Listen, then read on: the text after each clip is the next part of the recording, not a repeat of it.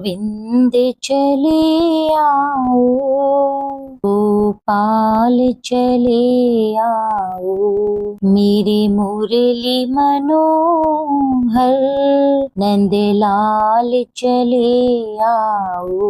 जय श्री कृष्णा। राधे राधे। सावन मास के कृष्ण पक्ष की एकादशी तिथि को कामिका एकादशी का व्रत रखा जाता है। सावन का पावन एवं पवित्र महीना आरंभ हो चुका है। सावन मास की पहली कृष्ण पक्ष की एकादशी तिथि का व्रत बड़ा ही उत्तम व्रत है। मान्यता है सावन मास में आने वाली कामिका एकादशी का व्रत रखकर भगवान विष्णु और शिव की पूजा करने से व्यक्ति को समस्त संकट और पापों से मुक्ति मिलती है। इस एकादशी पर भगवान भोलेनाथ की पूजा अर्चना कर उनका आशीर्वाद भी प्राप्त होता है। देवशयनी एकादशी के बाद कामिका एकादशी पहली एकादशी होती है, जिसमें भगवान विष्णु योग निद्रा में होते हैं। तो आइए आज की वीडियो में जानते हैं कि साल 2024 में कामिका एकादशी का व्रत किस दिन रखा जाएगा। इस दिन के सभी शुभ मुहूर्त और खास मुहूर्त, व्रत पारण की तिथि, महत्व और कुछ नियम। कामिका एकादशी का व्रत करना अश्वमेघ यज्ञ करने के समान है। जो व्यक्ति कामिका एकादशी वाले दिन भगवान विष्णु को तुलसी पत्र भी अर्पित करता है, वह व्यक्ति पितृ दोष से मुक्त हो जाता है। कामिका एकादशी सभी भक्तों की सारी मनोकामनाएं पूर्ण करती है। आइए जान लेते हैं एकादशी तिथि के बारे में। एकादशी तिथि प्रारंभ हो रही है 30 जुलाई दिन मंगलवार को शाम 4:47 से। एकादशी तिथि समाप्त होगी 31 जुलाई बुधवार दोपहर 3:55 तक। 30 जुलाई को सुबह से लेकर शाम तक दशमी तिथि के नियमों का पालन करना होगा। उसके बाद एकादशी तिथि प्रारंभ हो जाएगी। तो उदया तिथि के अनुसार कामिका एकादशी का व्रत 31 जुलाई बुधवार को रखा जाएगा। 31 जुलाई दिन बुधवार को सूर्योदय होगा सुबह 6:01 पर और सूर्यास्त होगा शाम 7:05 पर। ब्रह्म मुहूर्त रहेगा सुबह 4:25 से